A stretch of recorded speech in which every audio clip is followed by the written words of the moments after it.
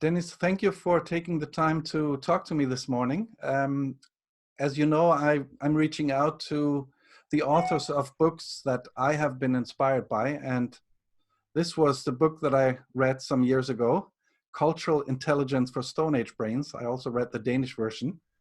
And you and I have discussed about cultural intelligence before. But this would be the obvious thing to discuss today, but I actually was inspired by the title of another book you wrote.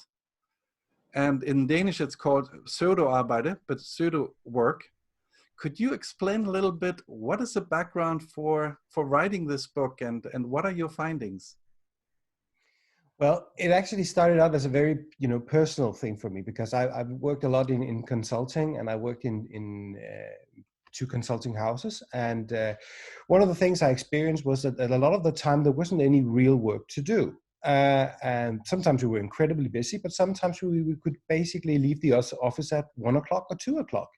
But then we invented stuff that made us seem busy. Then we talked about, well, we have to look through the CRM system, or we have to talk about this client, or have a meeting about this, or maybe we should change our name and something like that. And really, it wasn't very important. And basically, I could have spent much better time at home reading a good book, browsing around, finding new material. But the idea that we had to stay put in the office for 37 hours because you go to work for 37 hours in Denmark was just stupid. And then I realized that there was a sort of movement happening right now where we have a 4-day work week. People talk about maybe actually doing less work. There is a concept called bullshit jobs that I was really interested in. And I found a co-writer, Anders Fogh Jensen, who had experienced the same thing, that basically sometimes work really creates no value. There's no meaning in it. You just spend hours on it, but really it has no real effect.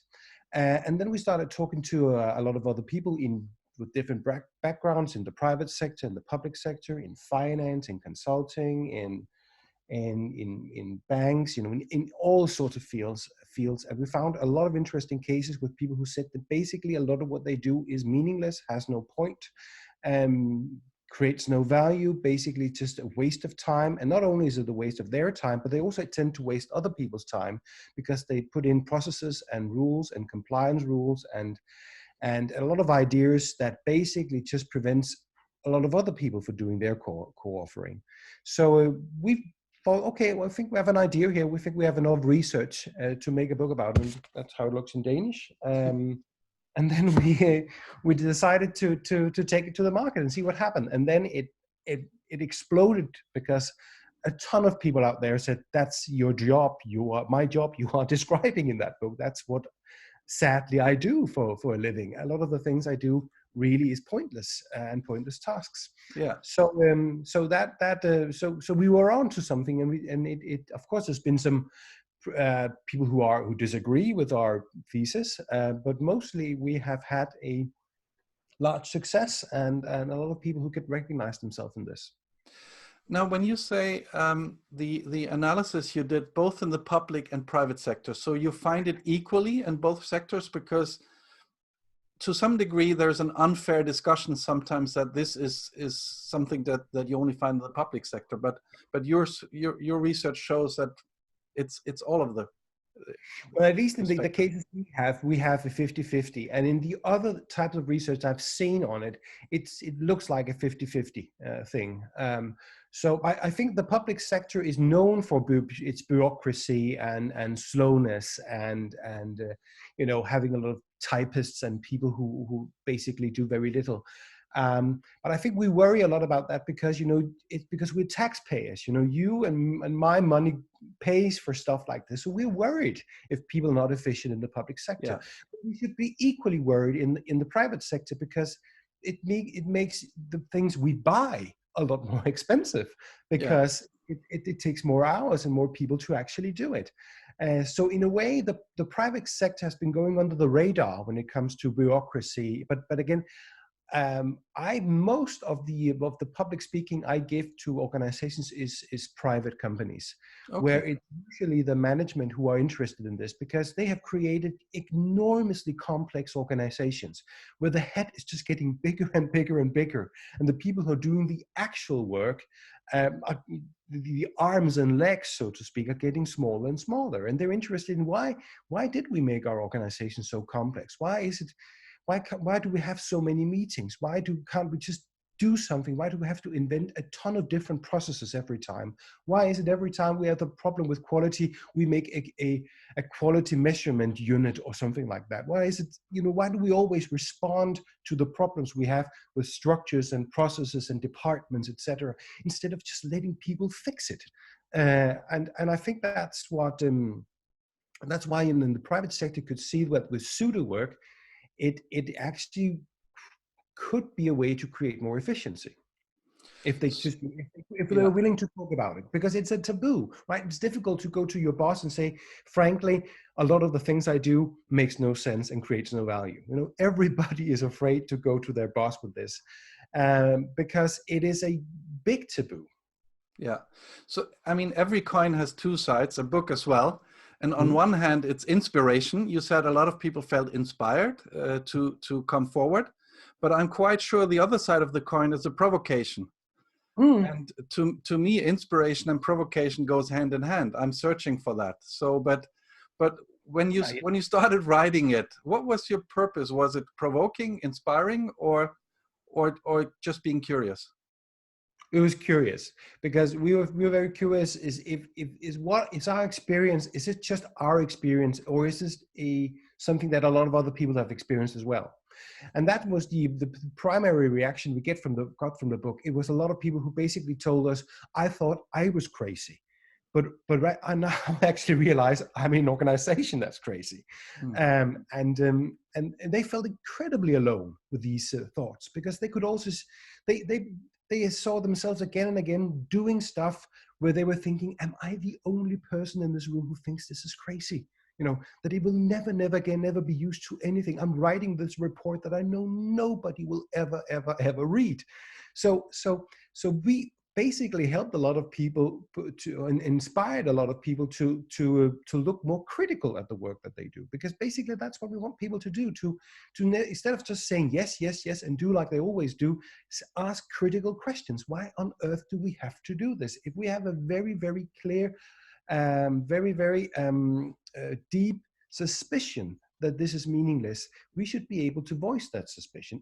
And I know it was provocative. People call it the most depressing book they have ever read in their life. And I don't want to depress people, but I want to basically free them from these structures and these ideas about what work is, if they're not real work. What the idea of pseudo work is to describe something that looks like work, where you could get paid a lot, probably.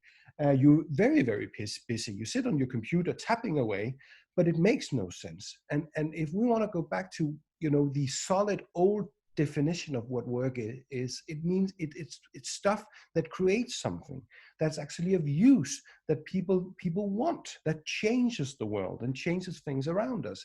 But we have accepted a type of definition of work, which is the stuff people get paid to do. But the stuff people get paid to do can be ridiculous. We can pay people, and we talk to people who get paid a lot of money to do ridiculous stuff. So in that sense, we have to simply change our concept of work to something that is actually much more solid and concrete. Solid and concrete. So the last interview I had with Paul Thomas, Dr. Paul Thomas, who has been in the documentary Ban the Bus, he was quite solid in what he did. He went out and worked in a company for 3 months to actually show how you could get rid of that middle management and pseudo work. How are you going to put this into action? Because provoking and inspiring is one thing, but what is it that you can do in order to show that this actually can be put into action in companies? Well, in the companies I work with pseudo work as a concept, what we usually start doing is to define it, to find out what is it that people on a day-to-day basis experience as ridiculous and non-value adding, tasks.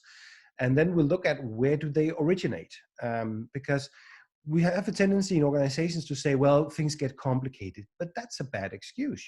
Things doesn't get complicated automatically. Human beings make things complicated.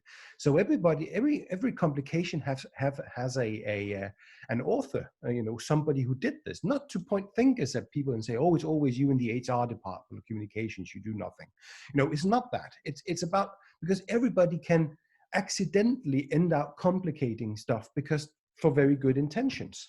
So we have to find out, first of all, what are the complicated stuff in organization that basically just takes a lot of time, but adds no value. And then we have to look in which sort of rationales is it that we have in an organization that makes us feel that we need this, right? So if you're in a in an organization that sends out a newsletter, a letter of 80 pages. I've been in an organization like that sent out a monthly newsletter to employees. It was 80 pages. Nobody's ever going to read that. So what made them think that this was necessary? Which sort of ideas do they have about communication that the more you communicate, the better? You could also, if you have an organization that constantly invents some new compliance rules every time there is a small mistake, you just look at which sort of culture do you have here? Are you just nervous people? Are you basically have a nervousness in organization that thinks that everything that could possibly go wrong will certainly go wrong? And then look at that. Again, do you have an idea that everybody needs to be promoted to a leadership position every time they do something great? Then you end up with a fat layer of middle management, because that's the only way you can reward people. But it's not like having a management position should be some sort of reward. There's a ton of other ways you can reward people instead of just having this fatter and fatter layer of people who just you've got a pat on the shoulder, which is elevating them to management positions. Yes. So we try to look into what is it that in these organizations create the rationales, because it sounds rational, right? It sounds like stuff that is important. So why do you keep thinking this is important? What is really the big why here? So we basically look at what are the pseudo-work in your organization? What creates it? Which sort of rationales do you have? And then and is it because people don't collaborate? It's usually because people don't collaborate that they invent all sort of processes and managers, et cetera, because they would be perfectly capable of doing it themselves. You see this on the Corona crisis, that a lot of stuff that was complicated before is simply just a lot easier now than it was before, because you don't have to ask 10 different people. That was actually also some of the conclusions we had in the last interview, is that the Corona crisis right now is creating efficiency. We see that in the psychiatric change management process that we have here, that things that you could have changed over 2-3 years are already in a change process. So how do we avoid the pseudo work coming back after the crisis? Well, we have to sit down and look at why didn't we need this? That we did not evaluate on that process, that we did not have the follow-up meeting every Monday, that we didn't do this and this and this, that we didn't have a new meeting about this strategic alignment process, something, that we basically look at what didn't we do because we were too busy doing our work. And afterward, and have the courage to say, maybe we didn't do this because it's not really important. We basically just gets in the way of our real work.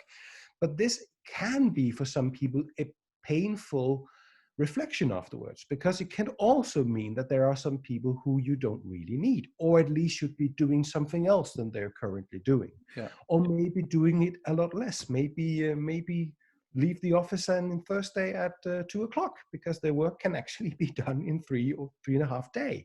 So I think these reflections are important, so we don't get back to the inertia that we usually do after something crazy happens and think, okay, let's go back to the good old habits. No, we have to reflect on, painfully as it is, what didn't we actually need that we all decided before the crisis was so terribly important, which probably isn't.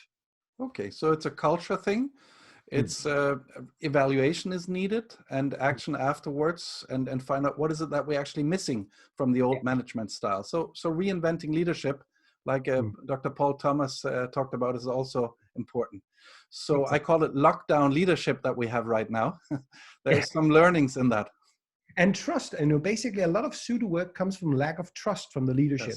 Yes. That they invent all sort of documentation and structures and reporting, et cetera, because they basically don't trust them. In these days, people are working from home, and a lot of management realize it actually works okay. They are actually working because people generally want to work.